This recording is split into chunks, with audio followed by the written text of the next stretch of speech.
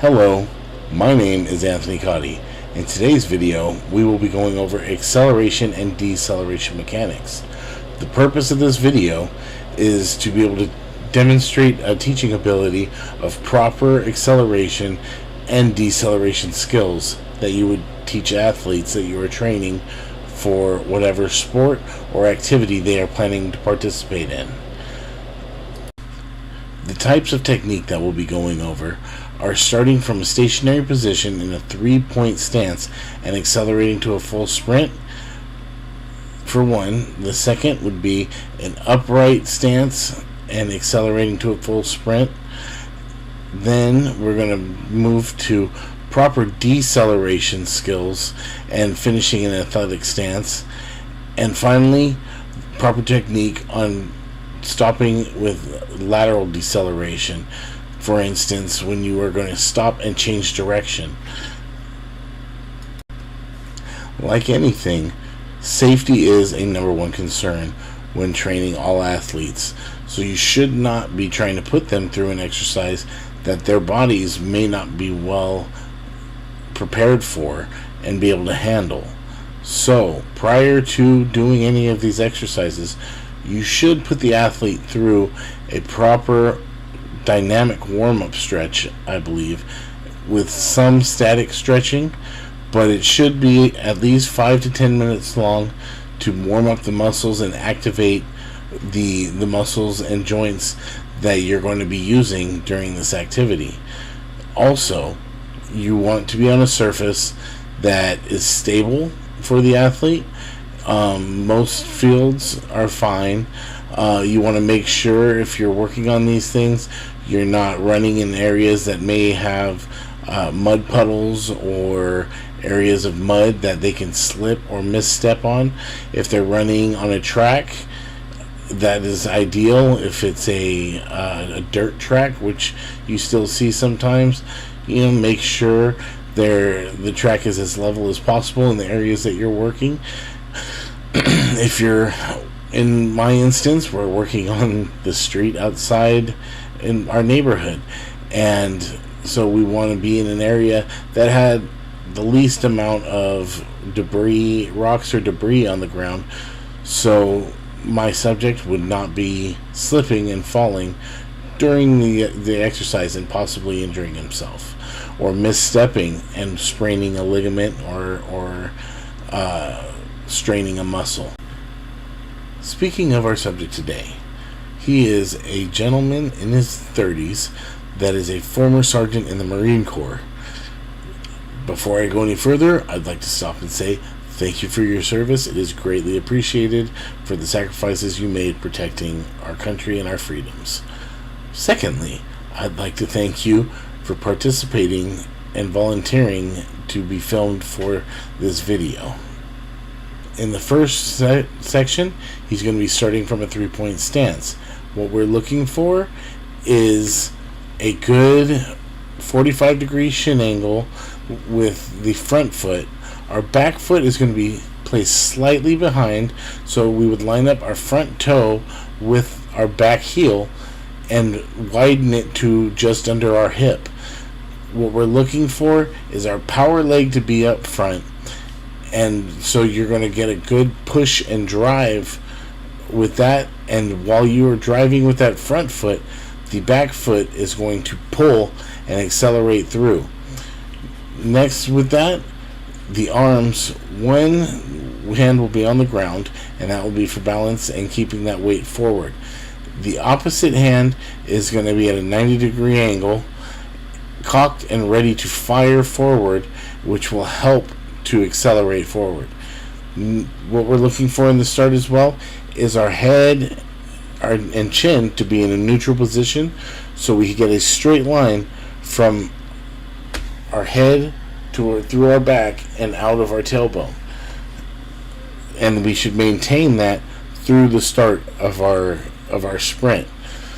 When we drive out of our stance, what we're looking to do is thrust our hips forward, almost as if you're going to do a broad jump.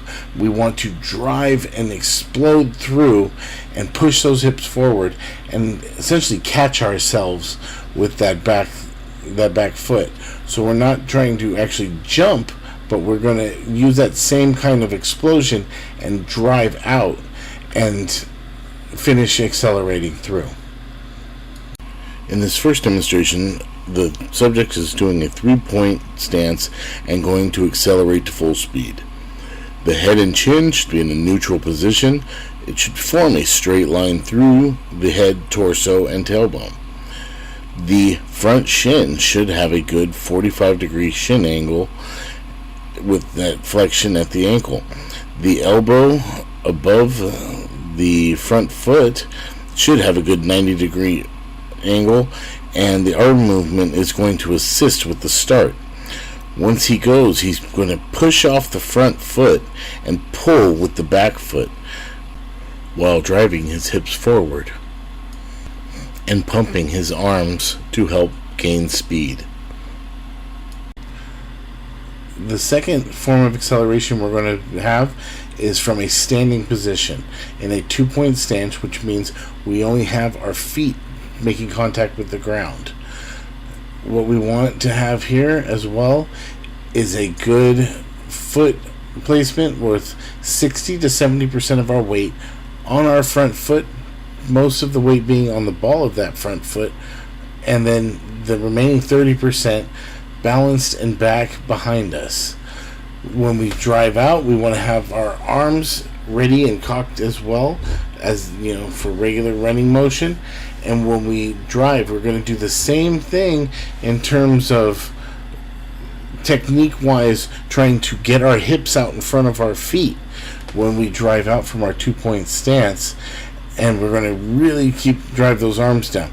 I want to still maintain our good head position. We're not going to have it up or tucked too low. I want to have a good neutral head position so we keep that alignment between our head and our spine, and we're going to drive out as if we're going to almost fall and jump out and catch ourselves with that back foot. That's what we really want to see coming out. And then each step we should be really pounding into the ground and driving for those first few steps through each step. From the standing position, we're going to put our dominant foot forward, and that front leg is going to hold 65 to 70% of our weight. We're going to have a flat foot, but our weight should be more on the ball of the foot. The opposite arm is going to be up, and that will be for drive and to help increase leg speed. When we're taking off, we want to focus on working our hips in front of our feet and getting full leg extension on each drive.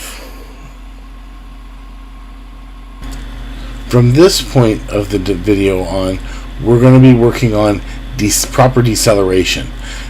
Now, when you're coming from a full sprint, you cannot just stop on a dime and plant your foot and expect to stop. You have so much momentum and weight mass going forward. More often than not, when you do that, you will either tip over and fall forward, or bounce and not be able to stop as quickly as you would like. So what we're looking for in this deceleration technique is you're coming to the stop, you know when you want to finish by, and what we're going to do is drop our center of gravity. So by doing that, what that means is we're going to sink our hips down into our stance. As we do that, our feet will widen out, and we're going to take shorter, choppier steps, and we're going to finish in a good athletic stance that is with our weight centered centered between our feet and over the balls of our feet. So we're in a good position to be able to move any direction after that from that position. Knowing how to properly decelerate to an athletic stance is just as important as being able to take off. To begin the deceleration process, you're going to start by lowering your center of gravity by sinking your hips. Your feet will widen for balance to just about the width of your shoulders. You'll take shorter, choppy steps and finish in a low, strong, athletic stance. When you finish, your weight will be over the balls of your feet, so you'll be in a good position to be able to move in any direction. We're now going to talk about lateral deceleration. So what we're going to be doing is going from a full sprint, chopping down, lowering our center of gravity as if we're doing a regular deceleration, but then right at the end we're going to turn sideways and plant. Now the key to this is making sure when we plant we keep some of our weight back a little bit, so we finish with our center of mass in between our feet and we're not tilted one side or the other so to fall over. When you're doing a drill like this, obviously the importance of slowing down before we get lateral is if you have too much speed, you can possibly put a lot of stress on your ankle joint or knee, and especially the leg you're going to be stopping on. And if you don't have a stable surface, or stop or slow your momentum down before stopping, you're at greater risk of possibly rolling an ankle or spraining a knee, as you're putting a lot of pressure on those two joints trying to come from a full sprint to a complete stop.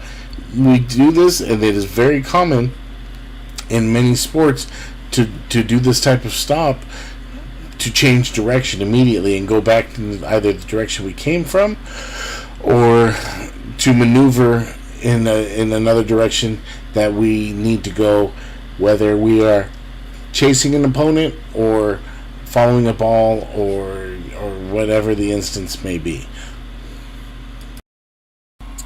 Lastly, lateral deceleration, it comes down to foot position and body position over the center of mass.